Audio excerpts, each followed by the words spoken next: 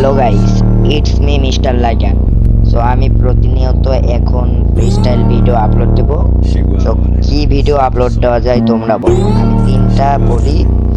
এক নম্বর হচ্ছে সেন্সিভিটি, দুই নম্বর হচ্ছে ব্রাজিলিয়ান সেটিংস, তিন নম্বর হচ্ছে বেস্ট এচুরি। এই তিনটার ভিতরে তোমরা যেটা চাবা সেটাই দেব।